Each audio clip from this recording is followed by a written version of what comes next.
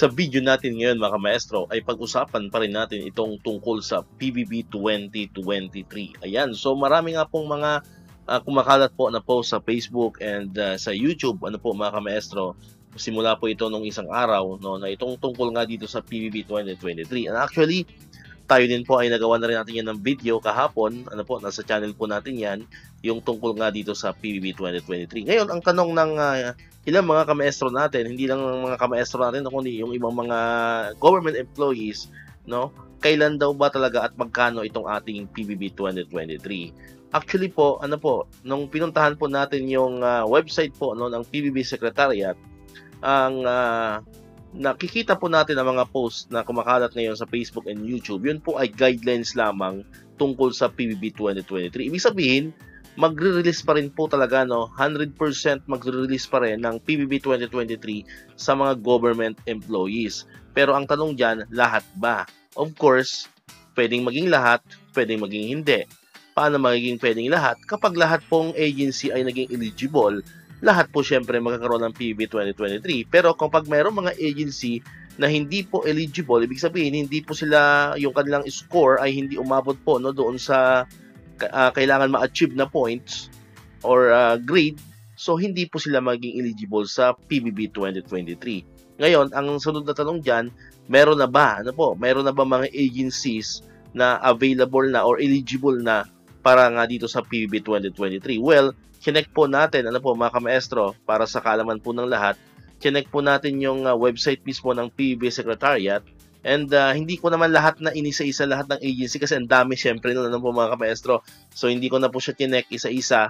Pero karamihan po, karamihan sa mga sinilip natin ng mga agency ay talagang hindi pa po eligible or wala pa talagang hindi pa nagre-release mga kamaestro ng result tungkol nga doon sa evaluation po ng mga documents, no, para po dito sa PBB 2023. Ibig sabihin, hindi pa nagbibigay ng hatol, hindi pa nagbibigay ng judgment ang PBB Secretariat, mga kamaestro, kung ang mga agencies pa natin ay eligible or hindi para sa PBB 2023. Ibig sabihin, mag-aantay pa po tayo mga kamaestro, mag-aantay pa tayo kung ang ating bang agency ay eligible or hindi para dito sa PBB 2020. Ito po yung sample niyan mga kamaestro. Ayan. So, siyempre, ang tingnan po natin kung saan agency po ako nabibilang. Ayan. So, syempre sa Department of Education. Ayan. So, nung pinuntahan po natin yung PBB Secretariat, ito po yung lumabas. Ayan. Department of Education, Office of the Secretary. Kung makikita nyo dyan, 2022 scorecards pa yan mga kamaestro. Ito po yung history. Ayan. Pwede nyo yan ma-check mga kamaestro. Ayan po yung history ng ating PBB sa DepEd. Ayan. So, 2017, 2018, 2019, 2020, 2021, 2022. So, ang pinaka-latest po, pinaka-updated is 2022 scorecards kung saan tayo po ay naging eligible. Last year po ito, mga kamaestro. Last year natin ito natanggap. Yan, 48.75% of the monthly basic salary po yung ating natanggap na PBB 2022. So, ulitin ko po mga kamaestro, may mag-comment na naman yan, fake news tayo. So, ito mong pinapakita ko sa screen natin. Ito po ay PBB 2022 scorecards. Ibig sabihin, last year po natin ito natanggap. Ibig sabihin, yung pinaka-latest po, which is yung PBB 2023, ay wala pa po dito. Mga kamaestro? Ibig sabihin, hindi pa po tayo nabibigyan ng judgment.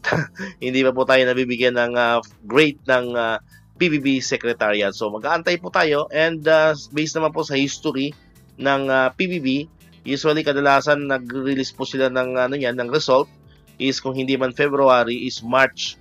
Parang last year, kung naalala po, parang kung hindi tayo nakakamali, parang March yat nag-release ng result po para sa DepEd ang PBB Secretariat na tayo ay eligible. Alright, so far po, as of today, as of January 25, 2025, ay wala pa po tayong pinapalabas o wala pang pinapalabas po na result ang PBB Secretariat, especially po sa DepEd, kung tayo po ba ay eligible or hindi para sa PBB 2023. So yan po yung abangan po natin mga kamaestro, and hopefully naman, so consistent naman po yan, consistent naman tayo parating eligible para sa PBB 2023, and hopefully po by this time, ganun pa rin po yung maging kapalaran natin, eligible pa rin po tayo sa DepEd. Mga kamaestro, syempre inaasahan na yan ng mga ating mga kamaestro natin dyan, and pinaghirapan naman natin lahat ng mga trabaho natin po sa DepEd. So hopefully ay same pa rin po ang kapalaran natin, same pa rin na tayo po ay magiging eligible para dito sa PBB 2023. So, yun po, no?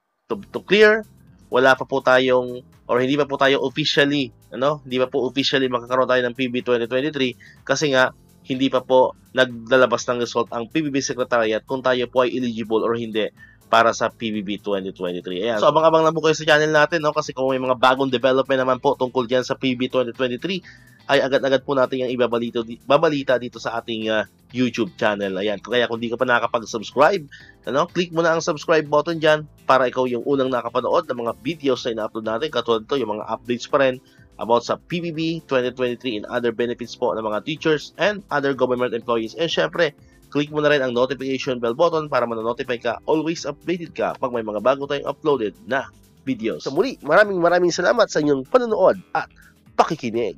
Once again, El Maestro, see you on my next vlog. Bye-bye!